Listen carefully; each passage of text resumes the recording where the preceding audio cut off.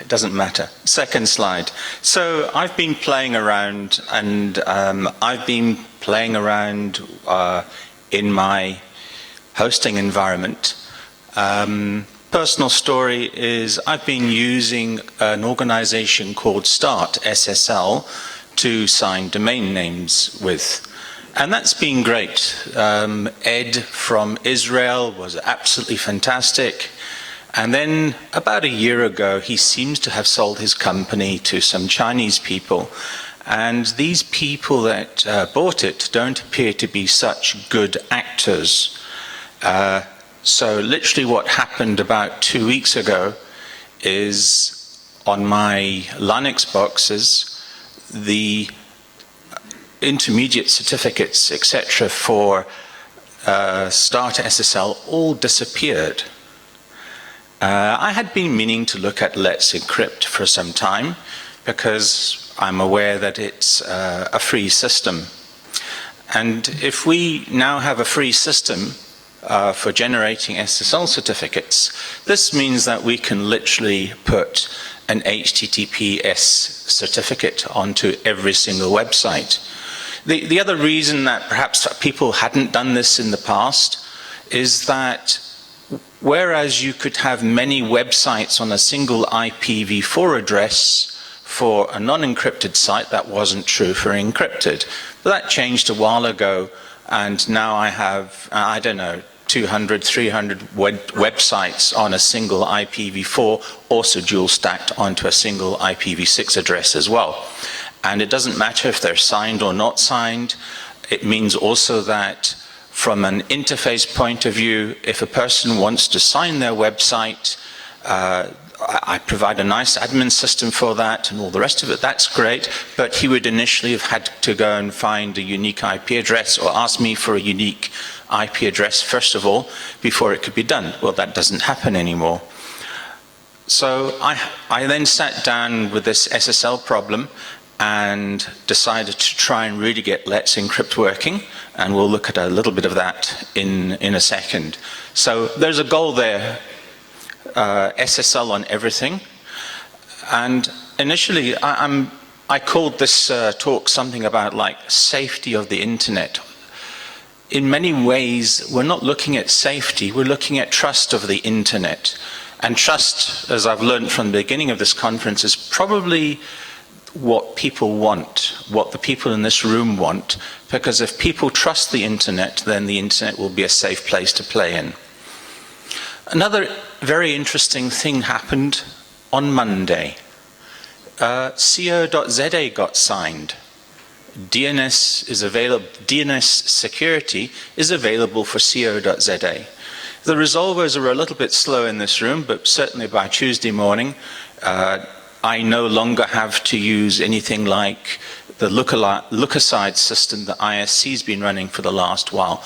And so this morning, in fact, I deleted all my look-aside entries. So now all my domains that have DNSSEC in the co.za domain, it's there and it works. And when you've got things like SSL and you've got DNSSEC, then you can start doing other interesting things. And that other third interesting thing is DANE. When people come to you and talk about DNSSEC, all they do is they say that now when you ask for the name of a machine, well, humans use names, and you want to go to that website, and what the DNS does is changes that it converts effectively the name to a number, the telephone number of the machine that you're going to, if you like. And it does so in a manner that proves that the information that you get back when you ask a question in the DNS is now secure, which means the whole zone file or the information, the rest of the information about that domain name is also secure. And therefore we can put other very interesting information into our zone file, like a DANE record. So let me continue then. So just a quick brief overview, just so that you understand my environment, because this could explain a couple of other slides later on. The My VWeb system is basically built around a MySQL database. The database can be replicated in multiple locations. There are web front ends that are in multiple locations, and all they do is they interact between the user and the database so that a user can come along and he can buy domains and he can add services, and all that happens is that information is written into the database. And then there are other distributed systems in various locations which wake up every 5 minutes via cron tab, and they go into the database and they see what's changed, and they follow the instructions there, and they build to the customer to the customer's specification what he wanted. They switch things on and off, etc. So it's not real time, it waits 5 minutes. 5 minutes seems fine because the majority of people who use the system are on COSA, and COSA only actually ever updates the zone file every 15 minutes. So we're fine there. But there's room for improvement there. So let's encrypt. So it's this wonderful free certificate providing service, no costs to the hosting provider, therefore no costs need to be passed on to a customer. So this is something you can give a customer for nothing. What's also very cool is it's quite quick. I don't know the last time I tried to get a certificate for one of the main CA providers. It's a process that normally takes 2 or 3 days. It may be a bit quicker. With Let's Encrypt, if you automate it, it takes, I don't know, 30 seconds or something. So it's become so much quicker. So, as I've stated, all domains can be hosted on a single IP, dual-stacked IPv4, IPv6 address, and that's cool. So with Let's Encrypt, there's the Let's Encrypt people, they want to validate that you in fact own the infrastructure that you're trying to sign. And there's 2 ways of doing that. There's the HTTP method, where you talk to Let's Encrypt, you get a string back from them, you put it on a website in a particular location, and you then tell them that you've done that. They browse and they see that key, and they say, yes, sure, you own that stuff, that's fine. The other one is DNS, where you take that key and you stick it into the DNS instead, and they then go and do a DNS lookup. So one can use either. I chose to use the DNS01. And I chose to use the DNS method for essentially 3 reasons. More customers run DNS with me than run websites, so I can affect more people. It's more in scope where DNSSEC's interest is in my interest, so it's the right direction. And also one of the poor features perhaps about Let's Encrypt is that it doesn't support wildcards. But it's going to support wildcards. It's going to do that in the next version of the protocol, and it's going to be doing that sometime next year. But they're going to be using the DNS method for validation. So therefore, DNS method for validation seems to make a lot of sense. So yeah, Let's Encrypt, but there's 101 different ways of using Let's Encrypt. And so the method that I chose was to use something called dehydrated. So essentially, we use dehydrated. It's a shell script, a bash script. I love bash scripts. Everyone know that the legacy system of the COSA system was written in bash? Well, that's what I did. It's a big bash script, but it was a bash script. So it does have a few downsides at the moment. I had to make it slow down because I've got my 5-minute delay on my side between when a user adds something or switches something on until it might be actually in the DNS properly. So I modified it so that it waits around until visible in the DNS. And then it copies everything properly into my existing SSL certificate management system. Otherwise, it's totally automated. A customer comes in and they flip a switch. They change it from, it used to be yes and no, do you want SSL, to yes, no, now automatic. So they switch it to automatic, and a certificate is created, done. Dehydrated has a few other issues. It runs with a lock file. It does mean that I'm limited to maybe 10,000 domains per server, but if you've got 10,000 domains on a server, then what's the problem? And I'll obviously look at other services from a Let's Encrypt in the future. So that literally has taken care of Let's Encrypt, of an SSL generation of an SSL certificate, putting it into place. It's just a few mouse clicks away. DNSSEC on all domains, well, like I said, codes are signed now, so there's no excuse why not. So securing the zone means that zone is trusted. You obviously know that the customer always gets the correct answer back with DNSSEC. That's kind of cool. 40% of all DNS lookups in South Africa, or 39% of all DNS lookups in South Africa, go through a DNSSEC aware resolver. That's kind of cool. We're ahead of the game there. So I've got methods of signing my zones. I run a bash script which uses bind. It's ages old and it's been working. It works. I have a very liberal KSK rollover policy. I actually run 2 keys 6 months apart because some systems are actually not the easiest thing to actually implement a key rollover. But the ZACR DNS system, or ZACR/DNS systems, run extremely well. You use EPP to update and do key rollovers. Works extremely well, no reason not to do it. And that can give you a totally automated key rollover system. So literally on my system, the customer comes in, they flip a switch, they have a choice, they can use NSEC or NSEC3. Generally speaking, they just turn on NSEC, and that's all they do. They can walk away. The system will generate everything. It will generate all the keys. It'll give it to the COSA system using EPP, and when it's time, it'll change the key, roll the key over, and update the key. And the customer does nothing. Automated completely.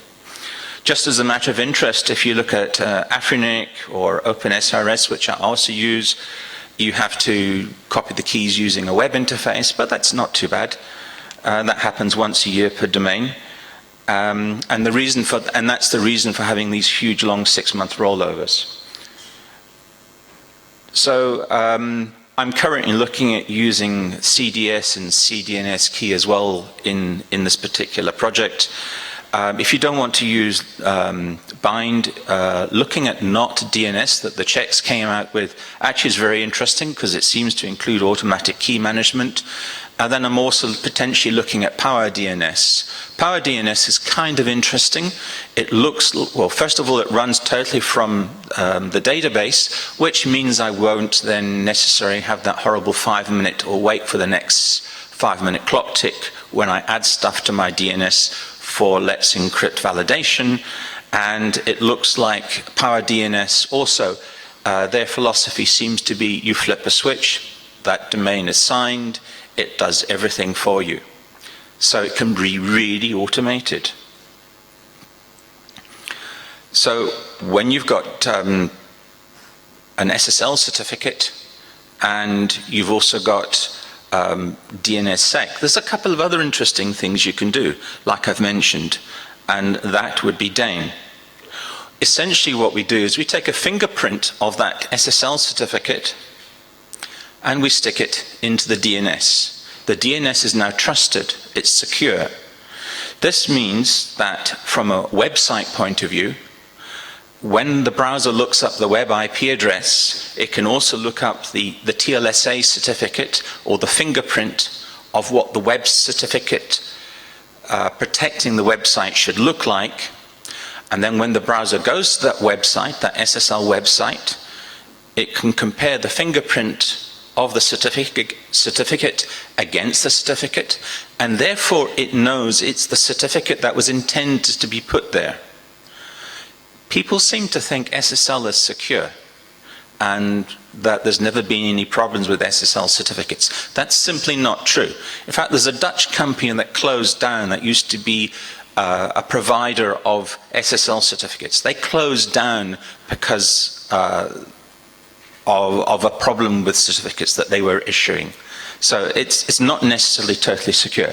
But now we have another method of checking that certificate using the DNS. And I've got lots of other words there as well. There's a lovely little application that you can add to a browser. It's called the DNSSEC Validator, which the Czech people wrote. And that gives you a few more green padlocks and other green icons if everything is good. So that will give you a green key, for example, if the website that you go to is DNSSEC signed. And it'll also give you a green padlock if the certificate matches that the browser discovered is the same as what is mentioned in the DNS. So what you're doing here is you're building trust for the user. You're building that trust. This is not security, it's trust. And that's good. You want your users, your community people to have as much trust as possible.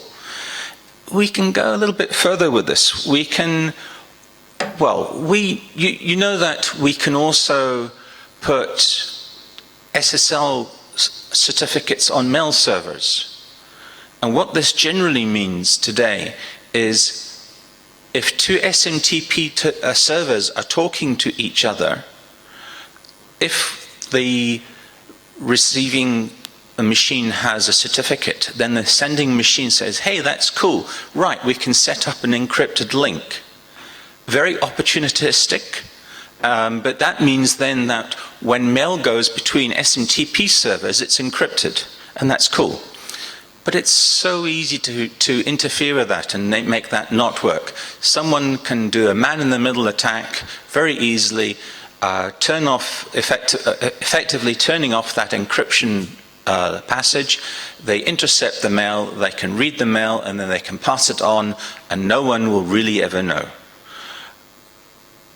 But if now we have a fingerprint of the mail certificate in the DNS, when the first SMTP machine is going to do, it does an MX lookup and it knows where it's going to send it to, and then it also finds that there's a TLSA record. It not only knows that, well, if there's a TLSA record, it means that other guy I'm going to give the mail to does have a certificate. Therefore, we can definitely do a secure link. Not only that, but we know what the certificate looks like from the fingerprint. So we know that if we don't get that fingerprint when we connect, someone is mucking us around. Someone is a man-in-the-middle attack or something else, or probably the other end has got their configuration wrong. Which means we have guaranteed end-to-end email security without the end user having to do anything. Right now, what should be happening is you should be getting a TLS certificate for your mail service, so that when a client writes an email on his laptop and he posts the email up using the mail submission to his local ISP, it will be using that TLS certificate that you've now got for free, by the way. And that works fine, and everyone can do that. That's mail submission with authentication and over TLS. And that's really cool. That allows that customer, your customer, to move around to different networks because he always sends his mail from the same machine. On the far end, people use POP and IMAP, and again, in order to make that POP and IMAP work nicely over a secure circuit, that mail server needs a TLS certificate as well, an SSL certificate, a certificate from Let's Encrypt. So that's always been relatively secure. Now we've got the security running between two different SMTP servers. So we've got end-to-end encryption of a message going from a user who has no idea that this is going on to another user that has no idea that this is going on. Meanwhile, his data has been protected. ISPs in Germany have been using this as a selling point to state that their mail systems are more secure, more safe, more trustworthy than their competitors. And you can do this, and the cost is next to nothing. Just a few man-hours getting the systems into place. So that's me taking Let's Encrypt, totally automated, DNSSEC, totally available, adding a little bit of Dane into the mixture, and hopefully giving a much more secure, a much more trusted environment to our end user customers. And at the end of the day, if we don't have customers that trust us, then we don't have a business. So questions, thoughts? Thank you very much.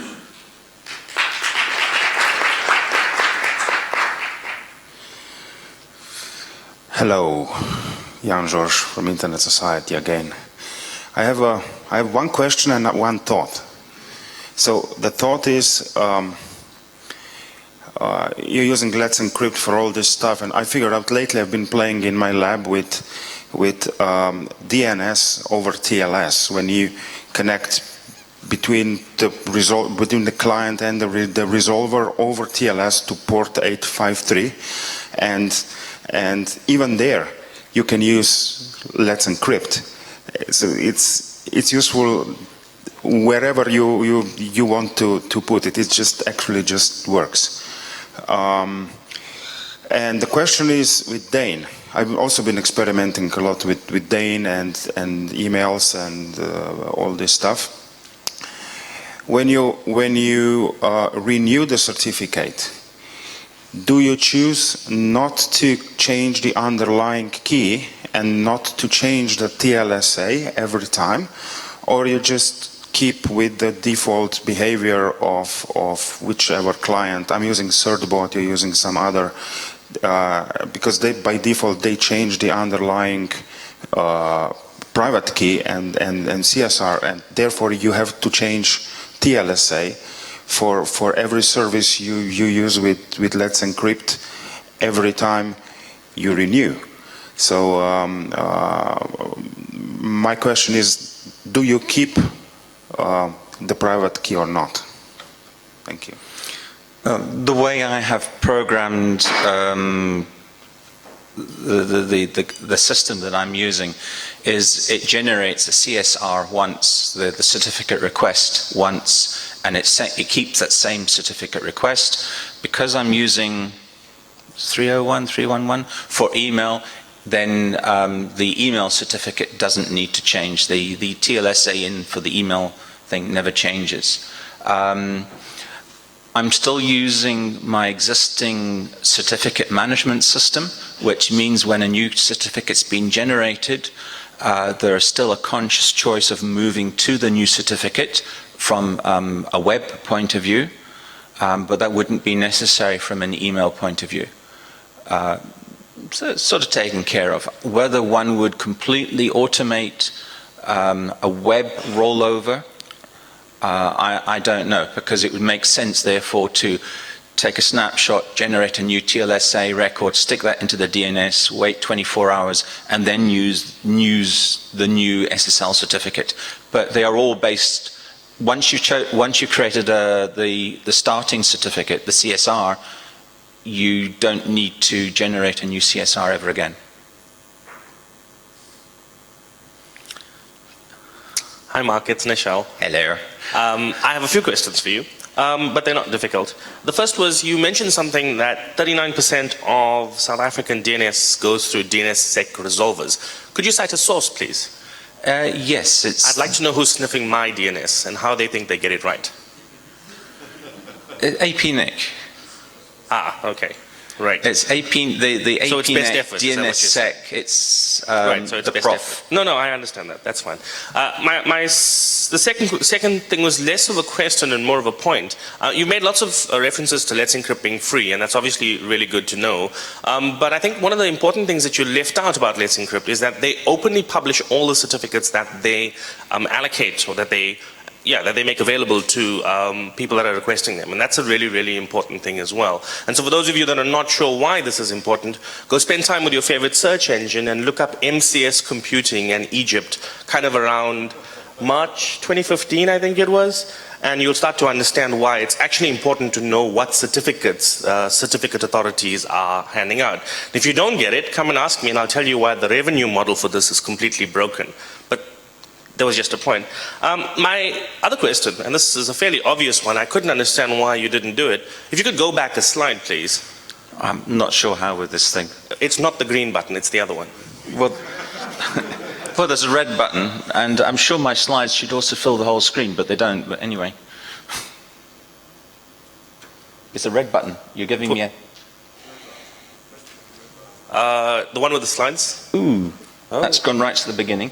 So, tell me when to stop. It was the last slide, I think. Oh. The one that had pictures on it that showed the goal that you're trying to get okay. to. Yes, So now that it's one. pretty pictures. Keep going. Huh? Is that it? That is the last one. Okay, so is this the one where you're talking about the encryption from end to end? There's one Yes. obvious bit that's missing there. So as a user, I can encrypt something to my mail server, but as a mail server admin, the person still has, well, I can still see what's going on there. My question to you, and I like your presentation, please don't misunderstand, I think it's good and I think it's great for folks that don't know about this. Why did you not mention PGP? Because that would be real end-to-end security, right? That's also end-to-end security, but that's the end user actually having to consciously do something, encrypt their email before they send it to the person they're sending it to. It's also assuming the person at the far end also knows what PGP is. It's complicated. Well, it's not complicated to you, no, but this is something that you can switch on. Now, the people at both ends, they are paying their ISP money. So therefore, one would assume that they trust their ISP. And this whole scenario can help them trust their ISP. Obviously, the mail on the SMTP servers while it's stored before being forwarded is unclear. But hopefully we trust our ISPs. Anyway. But what we don't trust are the people. We know who our ISPs are. We have no idea what governments are looking at that traffic passing between those SMTP servers.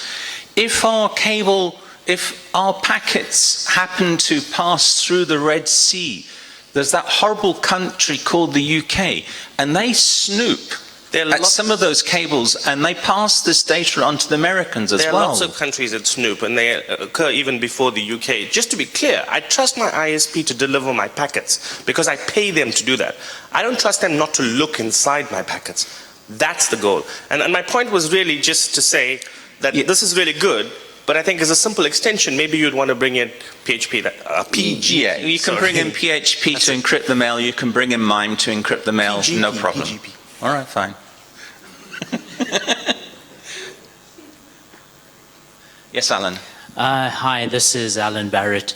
Following on from what Nishal said, I'm going to have to support him in a quibble about what does end-to-end mean. What you have here is hop-by-hop encryption. All right. From the client to the first server, it's encrypted. Then it gets decrypted. Then it gets encrypted again to go over the SMTP. Then it gets decrypted. Then it gets encrypted again to go over the POP or IMAP to the end. So that is not end-to-end encryption. That is hop-by-hop encryption. And as Nishal said, while it's sitting on those servers in the middle, it's in the clear. If it was truly end-to-end, then it would be encrypted on those servers as well. I stand corrected.